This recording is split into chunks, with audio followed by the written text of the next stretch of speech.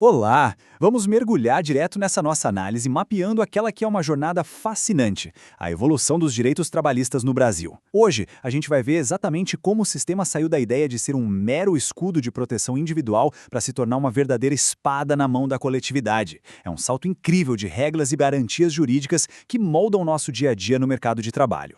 A nossa rota de hoje é bem direta. Vamos passar por proteções individuais de emprego, regras de rescisão e aviso prévio, os sindicatos e a questão do financiamento, o peso dos acordos coletivos frente à lei, como funciona o exercício do direito de greve e, fechando o pacote, a resolução dos enormes dissídios coletivos. Começando pela parte 1. Proteções individuais de emprego, ou como a gente pode chamar, o escudo do trabalhador. Bom, o ponto de partida aqui é entender a famosa estabilidade. Pensa nela como um campo de força. A estabilidade bloqueia completamente aqueles procedimentos padrão de demissão. Ou seja, não tem essa de o empregador simplesmente dar um aviso prévio durante esse período de garantia, de jeito nenhum. Os dois institutos não se misturam. É uma barreira super contundente criada para proteger o vínculo de emprego de forma muito rígida. E a lei não distribui esse escudo de forma aleatória, não. Ela foca em categorias super específicas. Olha só, a gente tem os dirigentes sindicais e os membros da CIPA, que têm limites exatos de vagas nas diretorias, justamente para garantir que essas pessoas possam atuar sem medo de retaliação. E do outro lado, temos as vítimas de acidente de trabalho e as funcionárias gestantes, onde a garantia jurídica é baseada 100% no contexto de saúde e bem-estar social. É a lei tentando equilibrar o jogo da vida real. Para deixar isso bem visual, vamos pegar o ciclo de vida da proteção de uma gestante. Essa estabilidade tem uma duração exata. Começa lá atrás, na confirmação da gravidez, e segue firme protegendo contra a dispensa sem justa causa. Passa pelo marco importantíssimo do nascimento da criança e só vai terminar, por lei, 5 meses depois do parto. E um detalhe que faz toda a diferença: os tribunais garantem essa tranquilidade financeira e a manutenção do vínculo, até mesmo naqueles contratos temporários, por tempo determinado. Mas e quando o contrato padrão realmente chega ao fim? É o que vamos ver na parte 2. Rescisão e aviso prévio, os nossos amortecedores para a saída. A grande pergunta que fica é: quais são as regras que governam estritamente esse encerramento de vínculo? Quando a demissão acontece sem uma justa causa, a legislação aciona protocolos e amortecedores financeiros claríssimos. A ideia aqui é evitar que a perda repentina do salário cause um desastre irremediável no sustento da família. E o principal desses mecanismos tem um peso gigantesco, os 40%. Em casos de demissão sem justa causa, o empregador toma uma multa obrigatória de 40% calculada em cima de todo o dinheiro depositado no Fundo de Garantia do Tempo de Serviço, o nosso FGTS. Como a gente sabe, o FGTS é aquela poupança compulsória guardada mês a mês, criada exatamente para servir de boia de salvação no momento de extrema vulnerabilidade como esse. Agora, o contraste entre as formas de cumprir o aviso prévio é bem interessante. De um lado, no aviso trabalhado, a pessoa continua nas funções da empresa, mas ganha o direito de reduzir a jornada em 2 horas por dia ou então tirar 7 dias de folga seguidos no finalzinho. Isso serve justamente para dar um tempo para a pessoa procurar outra vaga. Do outro lado, no aviso indenizado, o corte é imediato. A pessoa vai para casa na hora e o valor em dinheiro referente a esses dias cai direto na conta, junto com o acerto da rescisão. Avançando agora para a parte 3, sindicatos e financiamento. É aqui que a gente começa a ver os direitos individuais se transformando na força do grupo, reunindo poder. Porque, vamos ser bem sinceros, para um sindicato operar de verdade, bater de frente e defender uma categoria com eficiência, ele precisa de capital. Essas entidades dependem de 4 pilares financeiros bem específicos para bancar as operações do dia a dia, a estrutura de apoio aos filiados e as imensas batalhas judiciais que costumam travar. Só que aí aconteceu uma mudança paradigmática e super profunda com as recentes reformas trabalhistas no Brasil. Lembra do antigo imposto sindical, aquele desconto no contra-cheque que era obrigatório para todo mundo? Pois é, ele foi transformado numa contribuição totalmente opcional. Como os textos legais frisam muito bem, hoje o desconto precisa ser prévia e expressamente autorizado. Na prática, isso virou fluxo de caixa de cabeça para baixo, forçando as instituições a repensarem completamente a forma de convencer o trabalhador da importância de se filiar. E claro, com o caixa garantido, entra o trabalho pesado da negociação, que nos leva à parte 4, acordos coletivos versus lei. É a arte de negociar as regras.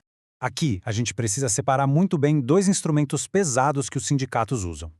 O acordo coletivo é aquele documento assinado entre o sindicato e uma ou mais empresas bem específicas. Já a convenção coletiva é enorme. Ela envolve o sindicato dos trabalhadores e o sindicato dos patrões e dita as regras para absolutamente toda a categoria numa certa região. E a grande tensão jurídica resolvida recentemente é que o acordo coletivo, justamente por ser focado na realidade daquela empresa específica, prevalece legalmente sobre a convenção coletiva que é generalista. E foi através desse julgamento histórico, o tema 1046, que o Supremo Tribunal Federal bateu o martelo num conceito fundamental, a prevalência do negociado sobre o legislado. O STF sedimentou que sim, o que é negociado coletivamente pode até limitar ou afastar algumas regrinhas da legislação padrão de trabalho. A flexibilização é totalmente válida, mas com um limite gigantesco. Não se pode tocar nos direitos absolutamente indisponíveis. Coisas básicas relacionadas à dignidade, saúde e segurança continuam intocáveis, não importa o que esteja assinado no papel. Mas o que acontece quando as negociações chegam num beco sem saída? É aí que chegamos à parte 5, o exercício do direito de greve, a espada final da classe trabalhadora. Tecnicamente falando, no mundo do direito, a greve é a suspensão coletiva, pacífica e temporária do contrato de trabalho. Mas, atenção, não é um movimento anárquico. Para evitar que a greve seja declarada abusiva pelos juízes, o pessoal precisa seguir uma cartilha bem rigorosa de pré-requisitos. Tem que ter tentativa real de negociação antes, aprovação formal em assembleia e aquele aviso prévio de 48 horas ou 72 horas para serviços essenciais. E o mais importante de tudo, garantir a manutenção dos maquinários da empresa e o atendimento às necessidades urgentes da sociedade. Se a comunidade ficar totalmente na mão, o movimento perde toda a proteção da lei instantaneamente.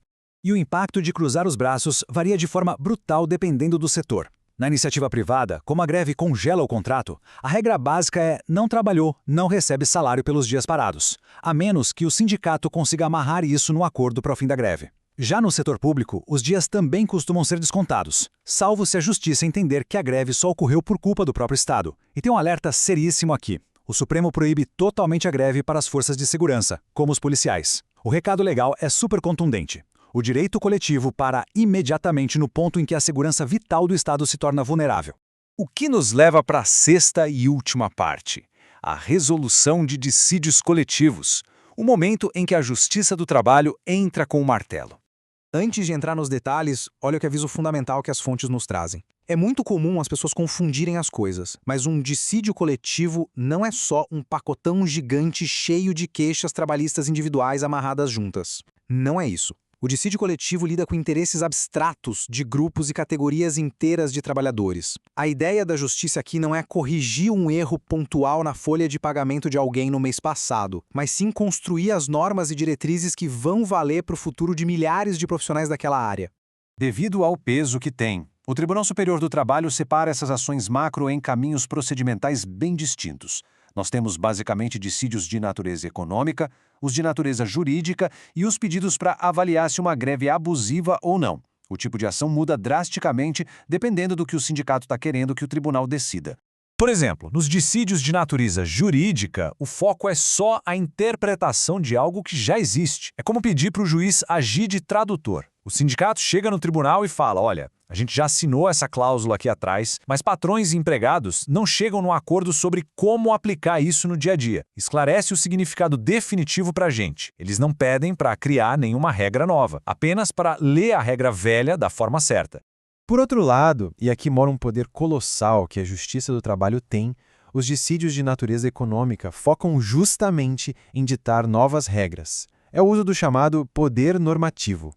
Quando o jogo trava, os salários não sobem e a negociação vai para o buraco, os juízos podem intervir ativamente e bater o martelo para instituir cláusulas financeiras e condições de trabalho inteiramente novas, do zero, criando, de fato, obrigações legais que todo mundo ali vai ter que engolir dali em diante. No fim das contas, a gente percebe que esse complexo equilíbrio entre manter proteções engessadas na lei e permitir a expansão dessa flexibilidade é o que dita a dinâmica trabalhista moderna. É um cabo de guerra fascinante que nos deixa com uma pergunta muito profunda para refletir. Será que o poder de flexibilizar e negociar fortalece, em última instância, o escudo protetor de quem trabalha? Ou será que isso deixa a classe cada vez mais vulnerável diante da força bruta da economia real? Vale muito a pena pensar sobre isso.